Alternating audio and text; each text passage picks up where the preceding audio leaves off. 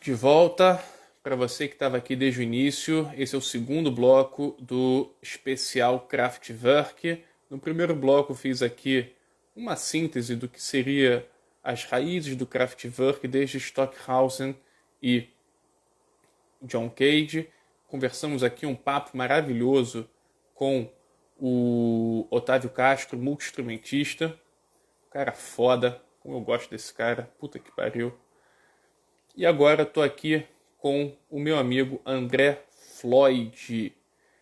O Instagram cortou aqui a nossa live faltando 5 segundos.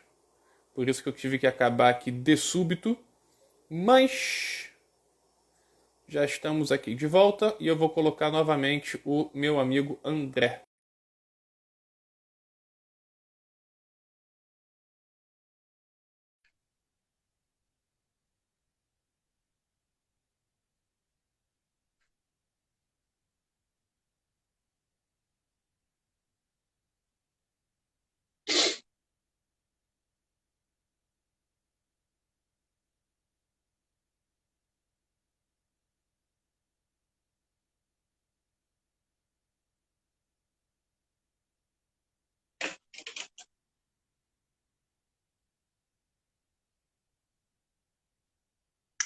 Agradeço ao Cadinho, valeu. Estou chamando aqui o André, mas ele deve ter saído, porque está aguardando André, aguardando o Floyd Stock. Vão mandando sua pergunta aí também sobre Kraftwerk, dúvidas, sugestões.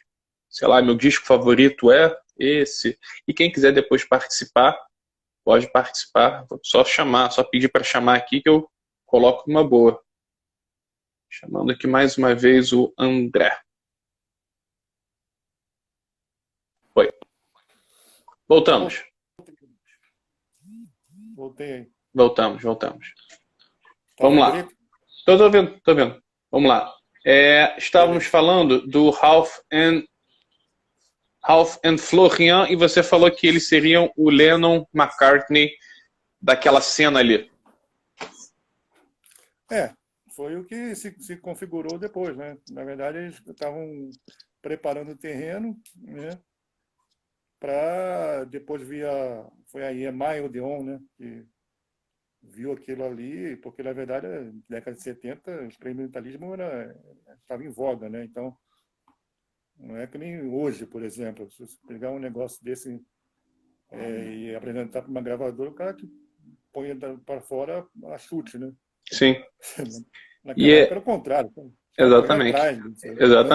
Exatamente. É, Ele sempre querendo correr atrás dessa coisa do original, né? é, E é uma coisa, novamente, vou repetir até o final desse especial. Vejam, tá no YouTube, Krautrock, The Rebirth of Germany. Eu que sou professor de geografia, André, já dei muita aula sobre o pós-guerra usando esse documentário. É muito legal. E o tecladista, você sabe o nome, eu não sei, mas o tecladista, o líder do Tangerine Dream, falando, né, sobre aquela cena do Krautrock, ele falando, quando a gente foi fazer uma turnê nos Estados Unidos, perdão, na Inglaterra, eu acho que foi em Coventry, se não me engano, ele falando que tinham cartazes na rua escrito: durante a guerra eles vinham nos bombardear, agora eles vêm com seus sintetizadores ridículos, ou seja, eles tiveram que enfrentar muita coisa também para contra o preconceito inglês, que na época era o lugar da música mundial, era British Invasion, Rolling Stones, The Animals, Kinks, Clapton, Hendrix, e assim vai.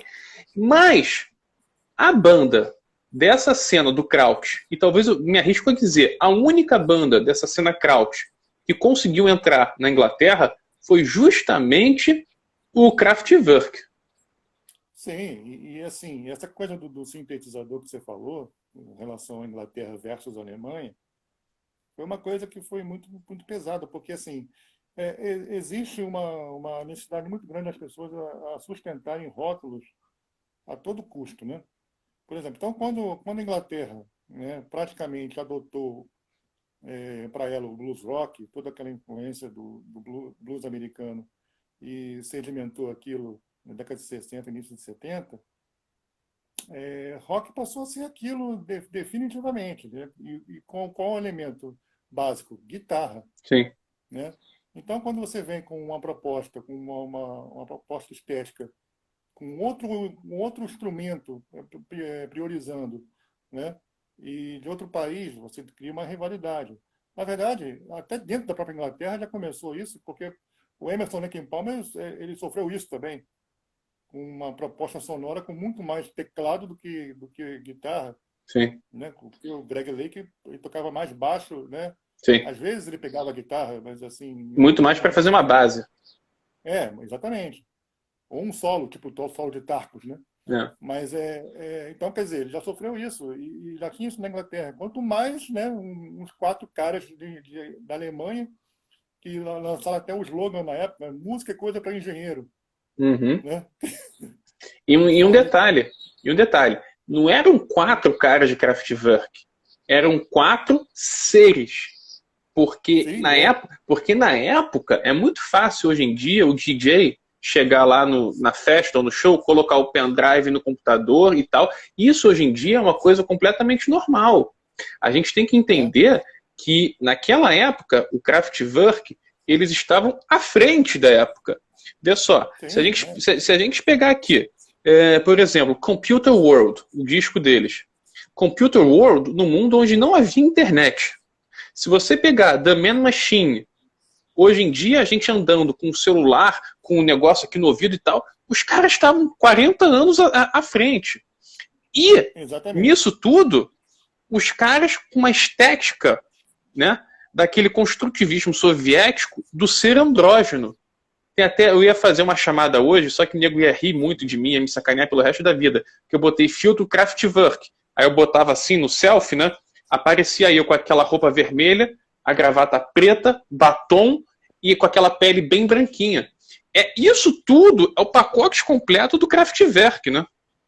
Exatamente. Veja bem, hoje, por exemplo, se você quiser fazer uma figura, um ser robótico, né, a tecnologia te ajuda, você pode criar 1000 efeitos especiais e daí fazer a coisa ficar pronta. Eles pareciam robóticos sendo humanos. Sim. E os próprios caras já pareciam meio assim, como um semi-human being, né? O ser humano. Sim, né? sim. Você olhava para os caras, até naquelas capas, você não sabia direito se aquilo ali era um robô, se não são eles mesmos. Sim. A Ellen, que eu falo sempre, uma enciclopédia do blues e do rock, ela está falando aqui. Na verdade, bem antes disso, a cena de Canterbury já tinha essa proposta. Sim, já tinha. Mas eu acho que o Kraftwerk, ele foi mais ao extremo ainda, né? Sim, ele pegou isso e fez uma causa, fez isso uma bandeira e falou, é por aí que a gente vai. E assim, eles é interessante porque assim, eles não tiveram medo, né, de pegar, mas isso aqui é estranho, né? Vamos fazer um disco inteiro. Porque pensa, você gravar um disco a partir principalmente do Trans-Europa Express, por exemplo, usando só computadores e sintetizadores, a gente não vai usar bateria, a gente não vai usar baixo, a gente não, vamos usar só.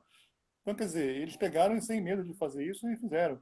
E eu queria falar em uma coisa interessante, que, na verdade, você falou uma coisa, acho que foi quando você estava falando com o Otávio Castro, a princípio pode ser um pouco tosco, realmente, só que assim, perceba que eles falavam de coisas relevantes com poucas palavras e muito som.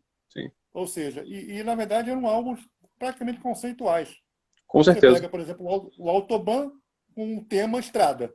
Vamos então, André, já que você citou agora o Autobahn, vamos destrinchar um pouquinho o Autobahn. O Autobahn foi de 74, foi o 4º disco deles de carreira e foi o último disco. Como grande, né? Sim, aí que eu ia chegar. Isso que eu ia chegar. Foi o 4º disco de estúdio do Kraftwerk, o último com o Conny Plank, que foi o produtor ali da cena alemã. E foi justamente porque como eu estava falando que o Kraftwerk sempre colocava elementos novos na música, novos instrumentos e assim vai, esse foi no 4º disco apenas que vai ter voz e vai ser o disco que vai começar a colocar sintetizador, que até então era um som orgânico com alguma coisinha de teclados. Agora não.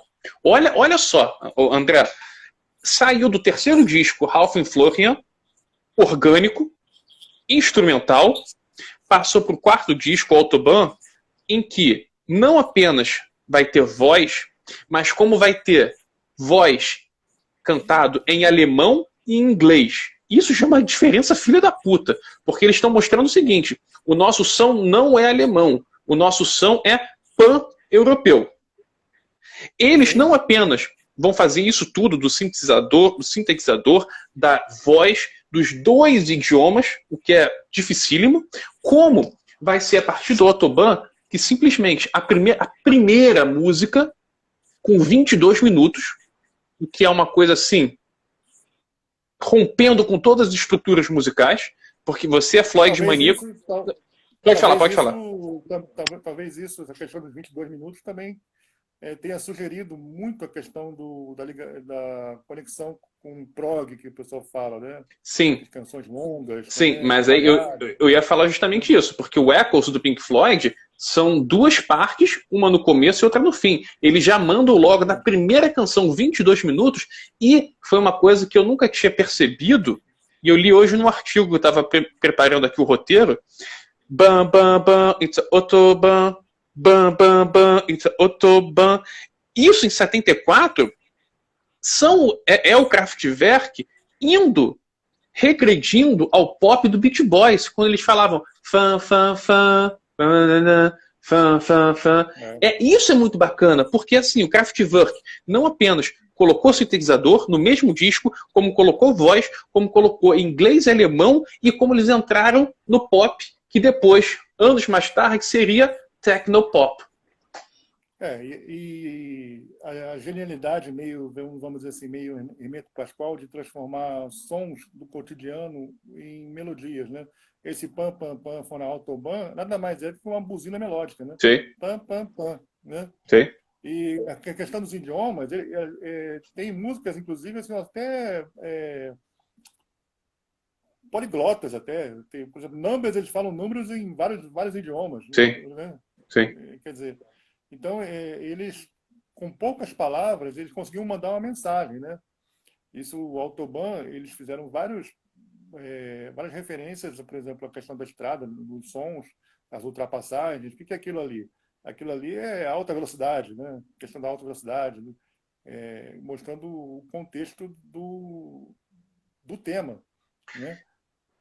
Isso foi mais ainda, ficar mais claro, mais forte ainda, num assunto muito mais sério, evidentemente, no álbum seguinte, né? Quando eles trataram a questão da radioatividade, né? No Radioactivity, né? Que é uma música com uma letra pequena, minúscula, mas de uma grandeza imensa. Eu adoro. Então, já que você deu a deixa, vamos chegar então em 75 com Radioactivity, radioatividade, né? Em 75, e é quando justamente o Kraftwerk vem com a formação clássica. Florian Schneider, Ralf Ritter, o Wolfgang, perdão meu alemão, Wolfgang Flür e Karl Bartos. Essa vai ser a formação clássica. Por fora ainda tinha o Emil Schultz ainda, que ainda ajudava, né, em toda essa parte estética também. Né? Ou seja, vai ser então a formação clássica que vai até 90 e alguma coisa, né? E é muito interessante, porque além, obviamente, do Radioactivity, que vai até se transformar num hino contra a guerra nuclear, lembrando, era a Guerra Fria, a temática nuclear estava muito em cima, né? É a mesma coisa que hoje uma banda fazer a letra Coronavirus, está em voga hoje. E isso mostra que o Kraftwerk, né, usina de energia, eles têm essa ligação com a energia, eles têm essa ligação com a movimentação. Eu que sou geógrafo, Autobahn, o que é Autobahn? Ok, é o transporte, é o carro, é a ligação que tem a música, né? Mas também é essa movimentação, o fluxo de informação, é o fluxo de mercadoria, fluxo vai e vem. Isso tudo é música. E eu me lembro de uma entrevista que eu fiz com o Hermeto Pascoal. Sim, meus jovens, eu já entrevistei o Hermeto Pascoal. Chupem. O Hermeto Pascoal fala que a primeira música que ele fez foi quando ele espirrava, quando ele tinha 1 ano. Ele falava, eu espirrava e eu forçava o espirro para fazer uma música. Ou seja, isso é muito... vai de encontra... na nota que ele queria. Exatamente, isso vai de encontro ao que o Kraftwerk pensava. Essa coisa da movimentação. Isso é completamente geográfico, porque o meu mestre, meu mestrão, meu mestre dos mestres, Augusto está aí, um abraço, meu mestre, é justamente isso. O Kraftwerk, ele tem esse fascínio pela energia, pela movimentação. Você vê só Autobahn, depois você tem Radioactivity, depois você vai ter Trans-Europe Express, sempre com essa coisa da movimentação. E novamente eu vou falar aqui, estou me alongando, André, desculpa, mas novamente eu vou falar aqui, naquele documentário, The Rebirth of Germany, o Iggy Pop, ele vai dar um documentário sobre o Neu, né, que foi uma banda que formou-se com a saída do Kraftwerk, mas ele vai falar que com o Kraftwerk, o sonho dele era dormir com um contador de Geiger. É isso. E o Ian Curtis, do Joy Division, ele botava Trans-Europe Express para o pessoal ouvir no camarim, né? Sim. O Joy Division, né? Sim. Totalmente influenciado. Tanto que o Joy Division depois virou New Order, com total influência do Trans-Europe Express, né? Do Kraftwerk. Sim. Total influência. E o Ian Curtis era um fanático do Kraftwerk. Sim. E é muito... né? Porque assim... Engraçado porque assim, é uma veia punk, né? Que totalmente desconexa com esse lado musical e, no entanto, tudo se encaixa, né? Tudo se fecha. Mas isso aí também tem uma coisa. Eu fui no programa do Gastão, Casa Gastão, que ele foi falar do Joy Division, do New Order, foi um desses dois. E ele falou o seguinte, naquela época, comprar um sintetizadorzinho, por mais tosco que seja, era mais barato que comprar uma guitarra. Então as bandas estavam indo por esse caminho, né? Ah, sim. Então, e era tendência, né? Porque com 72 você fazia tudo, um monte de coisa. Sim. Né? Um monte de efeitos e tal, e você ganhava ali N instrumentos num só. Sim, né? Exatamente. E o Trans-Europe Express, né? Que foi um álbum, o terceiro álbum da fase grande, né? Sim. Então, já estamos chegando então em 77. Com o tema turismo, né? E Sim. pegando justamente a viagem, né, da cidade deles para Paris, né? Düsseldorf Paris, que é o TI, né? Faz esse percurso, né? Düsseldorf Paris, que é inclusive um percurso que até há pouco tempo ainda existia esse trem, né? Até acho que alguns anos atrás ainda tinha. Depois acho que aposentaram essa linha. E eles vão discorrendo sobre aquilo, né, falando até a chegada em Paris, quando ele fala rendezvous. Champs-Élysées. Então, e assim, quando eles fizeram o mix depois o mínimo máximo e depois e finalmente o 3D, agora mais recentemente, eles pegaram essa música e fizeram uma obra de arte em cima da obra de arte, porque eles pegaram e fizeram, a partir do mix, aquele metal on metal, que é o som dos trilhos batendo nos trilhos. Né? Aquela pum, pá, pá, pum, pum, pá. Né? Você imagina alguém pegando trilhos, né, as ferragens, e batendo uma nas outras, só que tudo de forma muito harmônica. Aquilo é impressionante. Eu adorava ouvir aquilo num volume máximo, né, lá em casa, na época. E, nossa, e aquilo ressoava na sala de uma maneira impressionante. E aí eles pegaram, aí aquilo entrega para as notas melódicas acho que a terceira foi Franz Schubert, né? Sim. Ele faz uma homenagem ao compositor alemão, né? Onde a música volta a ficar instrumental. E aí ela vai morrendo no Endless, né? E vai, como se tivesse a viagem, o trem parando, vamos dizer assim, uma coisa. E novamente, né? O Trans-Europe Express de 77, né? Novamente a movimentação que está no DNA do Kraftwerk, novamente inglês e alemão, novamente mostrando, passando a ideia do pan-europismo, que era uma coisa só, de que a música deles não era kraut, como aquela outra cena de krautrock ficou marcada, porque dali, talvez daquela cena ali, tirando o Kraftwerk, que é algo muito além, daqui do restante ali, O único que fez algum sucesso fora da Alemanha talvez tenha sido Tangerine Dream, mais na Inglaterra, mas também muito pontual. Mas eles mostraram que era uma banda europeia. Foi um disco que eles começaram a colocar o sequenciador analógico, ou seja, o som ainda tinha um quê de analógico, ainda não era 100% eletrônico, e o disco também, Endless, tem o tema Trans-Europe Express, tem o Showroom Dummy, que é bom pra cacete essa música, derretimento puro, e vai ser o disco em que o Iggy Pop e o David Bowie começam a ter contato com o Florian e o Ralph. Tanto é que o Iggy Pop vai chegar naquela fase do Heroes, indo para Berlim, porque ele ficou apaixonado por aquela cena, por aquela sonoridade alemã, e ele convida o Kraftwerk para ser a banda de apoio dele. Só que eles negam porque o Kraftwerk eles são o trabalho dele, não uma banda de apoio do Iggy Pop, né? E o David Bowie colocou uma faixa chamada Florian Schneider no disco dele, do Heroes, né? Tem a música em tributo ao Florian Schneider, né? Sim. Né? E assim, a gente não está nem falando de Ralph Mills, que foi uma música que traz todo aquele clima europeu, aquela coisa meio densa, né? Que foi até na época, ganhou uma projeção no Brasil com a propaganda da Vida de Jack Jeans, você lembra disso? Não. Então, tinha um casal nos trilhos, inclusive, né? E essa música tocando, né? E essa música, eu conheci a música, inclusive, na propaganda. Na época, foi no início da década de 80, né? Porque, assim, como eu falei, eu conheci depois no Electric Café, a banda no Electric Café, e depois eu fui voltando, né? Eu fui voltando, voltei tudo, né? Então, assim, o Bowie botou o Florian Schneider lá em cima nesse disco do Heroes que ele gravou, né? Cena de Berlim, né? Ele absorveu tudo, né, de Berlim. Sim. Toda a cultura sim. absorveu e colocou no disco. Sim. Exatamente. Saímos do Trans-Europe Express 77, vamos para 78, The Man Machine. Novamente, numa época que ainda não havia essa robótica toda não, cara. É muito fácil a gente falar hoje de robótica.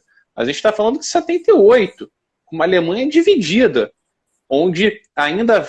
Tudo bem, o preconceito Alemanha e Inglaterra estava já começando a ficar mais leve, né? Mas não havia essa troca de informação frenética que tem hoje. E os caras fazem um disco que começa a mostrar que eles não são nem seres humanos, nem robôs. Eles são um casamento perfeito da máquina humana, né? Aquele ser andrógeno. Aí vocês têm canções como The Man Machine, que é sensacional, The Model, The Robots. São sensacionais. E ali, dentro da questão temática, é o que? Ali eles enfatizam toda a questão humana versus tecnologia. O homem querendo ser o mais moderno possível e trazer a modernidade dentro dele e jogar tudo isso para fora e virar uma bola de neve, né? Onde você tem, por exemplo, canções como o próprio The Robots, que o homem robô, que seria ele virando, né, máquina, né? Até The Man Machine no final, o homem máquina. Nesse processo você tem o quê? Você tem Space Lab, que é o laboratório, né, espacial, onde a conquista do espaço pelo homem e da tecnologia. Metrópolis, que é a cidade grande se tornando cada vez mais moderna, né? E o Neon Lights, né?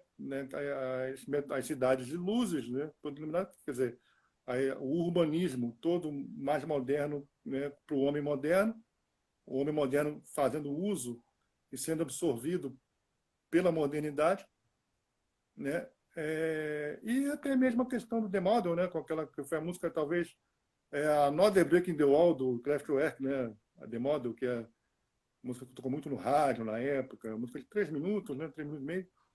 Ela tocou muito no rádio e foi muito mais a música mais acessível, na verdade, que qualquer pessoa que não esteja ligado ao Kraftwerk pode escutar e gostar. Sim. The Model, né? Chegamos em 81, Computer World, ou tem outros nomes, alemão, tô fora alemão. E aí sim, André, tu vê só. Você vê só, a banda é de 70, o primeiro disco é de 71, estamos em 81. E só em 81, ou seja, 10 anos depois, que o Kraftwerk vai lançar um álbum 100% eletrônico. 100% eletrônico. É justamente com Computer World. Na verdade, nada mais apropriado, né? Um álbum que pega como tema o computador, né? O microcomputador. Que ainda não existia na época. O computador, o PC, né? O Personal Computer, que eu digo. PC. Na capa dele parece o extinto CP500, né? Que ganhou fama na década de 80. O CP500 era como se fosse um iMac de hoje, né? Uhum. É um computador que está na capa do disco.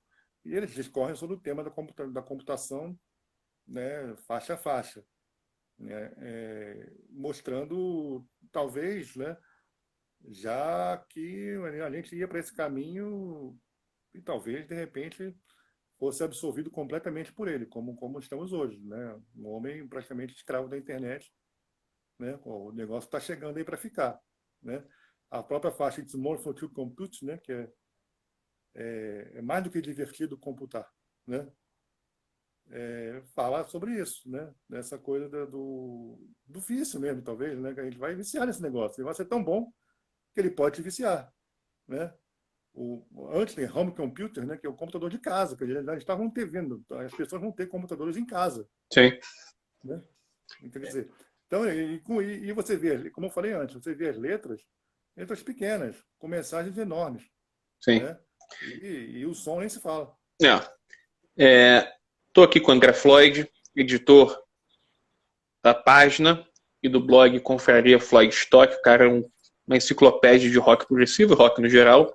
Se você chegou agora, se você perdeu o primeiro bloco, assim que acabar aqui, vou estar jogando no canal do YouTube, Coluna Blues Rock 2.0. Se inscreva no canal, porque isso pode parecer pouco, mas é muita coisa.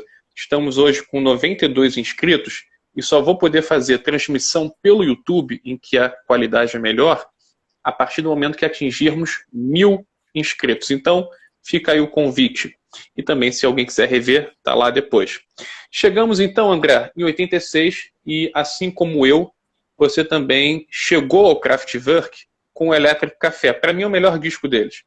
É a formação clássica no auge, né? No auge físico, mental, criativo deles. Um disco que abre simplesmente com um boing, boom, tchac. Boing, há de se considerar também uma coisa, né?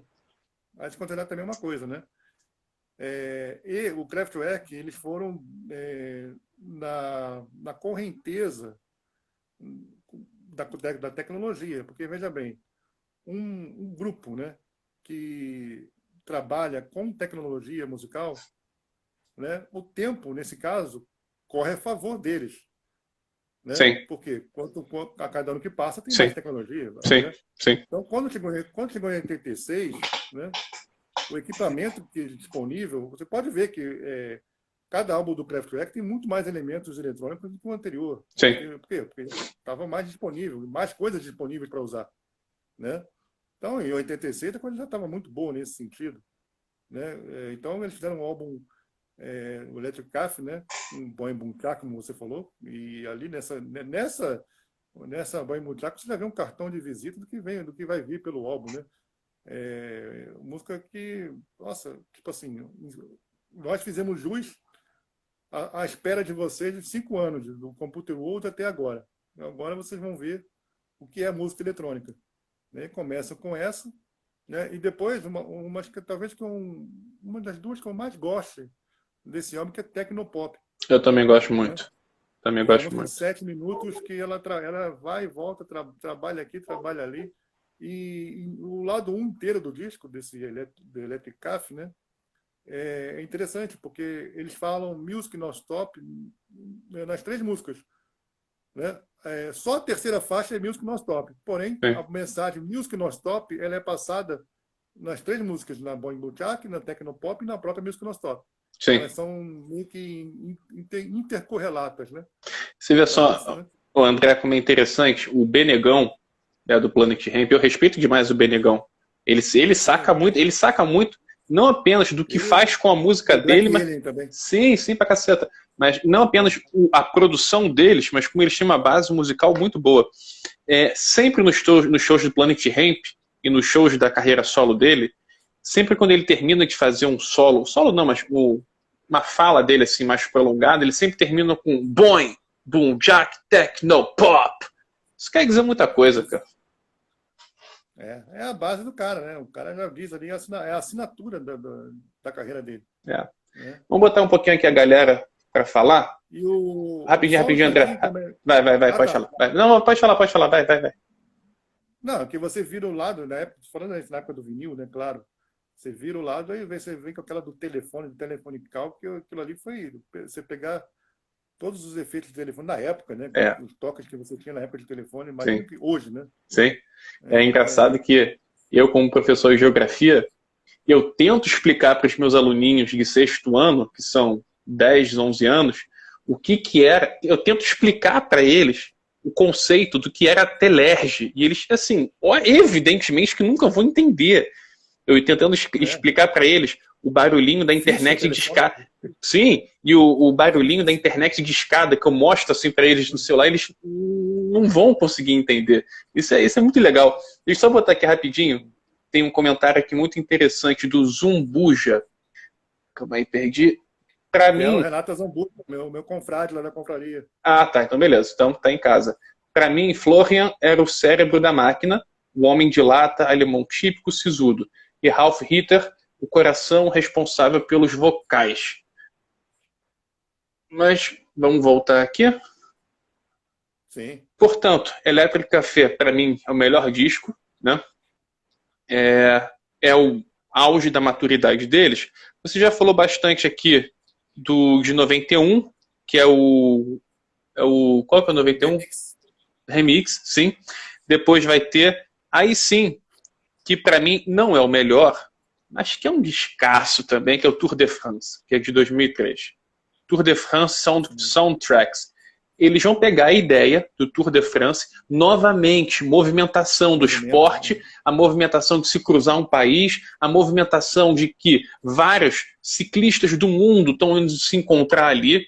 É impressionante essa ideia da movimentação do Kraftwerk. É uma coisa assim, eu acho que ninguém na história da música mexeu com a coisa da movimentação, né? Como o Kraftwerk, meu mestre aqui está falando, só você para desenterrar a Telerge em um vídeo do Kraftwerk. Cara, não sou eu, a culpa é do Kraftwerk, eles é que são fodas pra caralho. Eu aqui só tô tentando mediar essa loucura deles. Aliás, por favor, que ninguém use drogas, pelo amor de Deus, eu usei muita droga na minha vida e por favor, ninguém use. Mas escutar um Kraftwerk com LSD é bom pra caralho, cara, desculpa. Imagina. Porra, perdi todas as chances de patrocínio agora, mas enfim. Chegamos então em 2003 com Tour de France. Fala aí. Tour de France, como você falou, a movimentação toda da volta da França, da prova clássica de ciclismo, talvez a maior prova de ciclismo da Europa, né? E eles dão uma certa... faz uma certa jocosidade com essa coisa da competição, né? Do atleta. Então você tem aquela música Vitamin, né? Que é carboidrato, eles começam a colocar carboidrato, proteína, não sei o quê. Uhum. E a música é ótima, né? Aí, com mais efeitos ainda, claro, né? Você tem aquela eletrocardiograma, né? Os batimentos cardíacos sendo jogados ali à prova ali a todo momento, né? Então eles, na verdade, foi aquele álbum que para a gravadora, né, falar assim, ó, nós podemos voltar a gravar, nós ainda somos bons, né? E um álbum para dar origem a uma turnê, né? E com esse álbum eles voltaram à estrada e foram, né, para aquela turnê europeia que deu origem ao Mínimo Máximo ao vivo, né? Que é um negócio, nossa, fantástico, aquele Mínimo Máximo ao vivo, que tem muitas músicas do Tour de France, né? Na verdade, tem praticamente todo do Tour de France ali, ao vivo, só que ao vivo, né? Então, aí já com a formação já totalmente diferente, né? Sim. Nessa época já estavam o Ralf e o Florian, né? Sim. Da formação original. Então, foi o último álbum de estúdio com o Florian, né? Que o Florian saiu em 2008. Mas Vinha Studios, 2003 foi o último dele. Sim. Ele participou do Mínimo Máximo ao vivo, e foi o último ao vivo dele, né? E ali Aí fizeram a turnê toda e acabou a turnê, ele pediu as contas e foi tratar de outras coisas. É verdade. Conseguimos fechar aqui toda a carreira do Kraftwerk, não é mole. Ainda faltou, dá para falar um pouquinho do 3D. Então manda o 3D, que o 3D eu nunca escutei. Pode mandar, pode mandar. Eu não Nunca posso falar escutou? desse. Nunca escutei. Então você tem dever de casa, então, para você. Você vai acabar esse negócio e vai escutar o 3D. Porque o 3D, eles pegam toda a carreira, literalmente. Porque o The-Mix, eles fazem uma coletânea da carreira e algumas músicas se fazem em trabalho em cima. O 3D, eles fazem toda, tipo assim, você pega um autobahn inteiro, eles repaginam, depois do Radioactivity até o Tour de France, né? Tudo. Assim, porque assim, no The-Mix eles já mudaram muita coisa. Aí, no 3D, eles mudam em cima das mudanças. Então, pensa, Uhum. eles mudam o que eles já mudaram e vão trabalhando em cima daquilo. Eu estava até ouvindo, eu tenho uma playlist no Spotify que se chama Destilando Kraftwerk, né? Que basicamente tem tudo, né? Todas as faixas dão mais ou menos, lá, tomando tudo do Kraftwerk, das faixas, assim, dão 50 faixas, eu acho. Os álbuns do estúdio. Mas aí eu pego versões ao vivo, né? Principalmente nesse 3D, né? E assim, dever de casa para você, cara. Eu ouço o 3D, porque assim, eu coloquei, como eu falei, como menção honrosa do melhores álbuns da Panflaria 2017, esse ao vivo. Porque assim, eu queria colocar de qualquer maneira na lista entre os 20 melhores do ano. Só que eu não podia quebrar o critério de ser álbum de estúdio. Eu falei, o que eu vou fazer? Ah, não, então tá. Então eu vou colocar 20 de estúdio, aí eu vou criar menção honrosa ao vivo. E botei ele. Né? E esse álbum, inclusive, ganhou um Grammy de música eletrônica. Né? E ganhou um Grammy de música eletrônica. Né? André, agora que a gente já está chegando aqui no finalzinho, deixa aqui, calma aí, só me perdi aqui, só um instantinho. Conseguimos fechar aqui, agora sim, a carreira do Kraftwerk, mas eu não posso deixar de fazer essa pergunta. Se você tivesse que escolher um disco não, vamos lá, uma discografia para você ir para uma ilha deserta e viver o resto da vida lá sozinho, você levaria a discografia do Beatles ou do Kraftwerk? Olha, eu vou ter que talvez dar aquele modo inglês de fazer as coisas e dar aquele but, né? Que tipo, eu falei muito de Kraftwerk até agora, but, né? Mas assim, eu ainda levaria Beatles, sim. Beatles, Porque tranquilo. eu levaria Beatles, assim, como eu falei, tem um amor imenso por Kraftwerk, ele fez parte da minha vida. Pensa que o Kraftwerk fez parte da mudança minha, daí para cá. Ele foi a trilha sonora da mudança daí para cá. Foi o que, na verdade, me fez superar muita coisa, da saudade, da coisa assim. Tipo assim, na verdade, eu me robotizei na época, né? Foram 4 anos assim que eu praticamente só ouvia Kraftwerk, né? Mas, e engraçado que nessa época que eu ouvia muito Kraftwerk, de 87 a 92, 91, 91, 92, foi a fase que eu mais me afastei do rock, para você ter uma ideia, né? Na época o rock estava no auge do movimento grunge. Eu fui ver o grunge depois. Muitas coisas do grunge eu fui ver mais tarde. Recuperei mais tarde, né? Fui conhecer, né? Porque naquela época eu estava embebido em Kraftwerk mesmo, né? Mas assim, como eu voltei, aí o problema é que depois os Beatles entraram de vez. Depois, eu lembro que em 96 a Globo passou aquele Anthology, né? Uhum. Aquilo, eu vi aquilo uma semana inteira. Nossa, aquilo me bitomanizou de novo, né? Legal.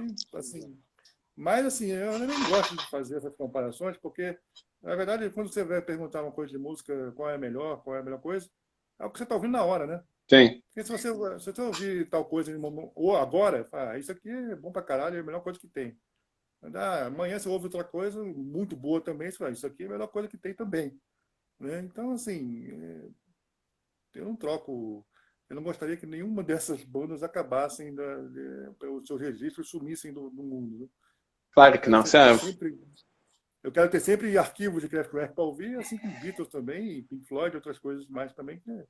Pink Floyd tá quase dentro de mim já, né? Pink Floyd para você já tá no seu DNA, já virou um órgão dentro de você. André, muito obrigado pela participação. Pô, o papo foi muito bacana, cara. Obrigado mesmo. Lembrando que daqui a pouquinho já vai estar tudo lá no YouTube para você compartilhar, guardar aí. Gostei muito porque eu já te conheço virtualmente aí, pelas redes sociais, já tem uns 5 ou 6 anos, e finalmente a gente trocou uma ideia ao vivo. Muito obrigado, cara. Pois é. E olha que é raro eu aparecer, dar minha cara a tapa assim, é muito raro. Eu gosto mais de escrever, de publicar, aparecer é muito raro. Mas tamo aí, você conseguiu essa proeza aí. Muito obrigado, meu irmão. Falou, um abraço. Valeu.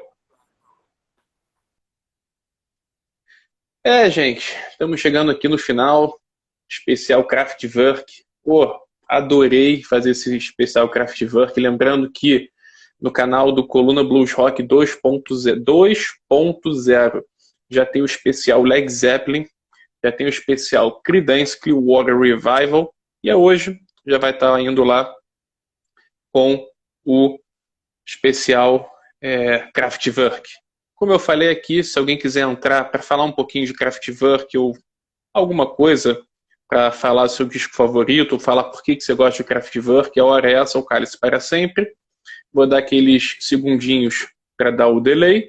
Se ninguém quiser entrar aqui ao vivo comigo, eu encerro aqui a transmissão e vou tomar porque eu me precavi. O que eu fiz? Eu comprei 3 litros de chopp, porque durante essa quarentena eu descobri uma choperia que entrega em casa o chopp. Eu tenho lá os growler, né, aquelas garrafonas.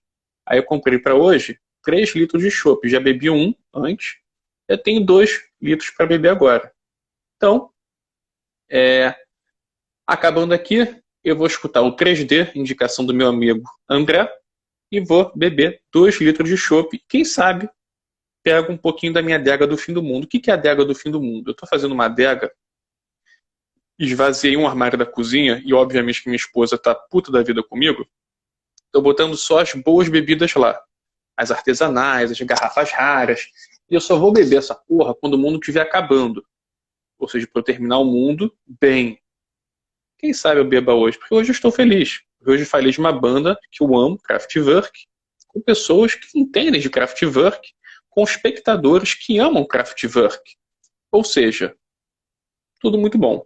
Se ninguém quiser entrar agora, eu só vou deixar o convite para que vocês votem na Copa do Brasil. Hoje está tendo o confronto Dr. Sin contra Barão Vermelho. Sexta-feira tem a outra semifinal, Raul Seixas contra Mutantes.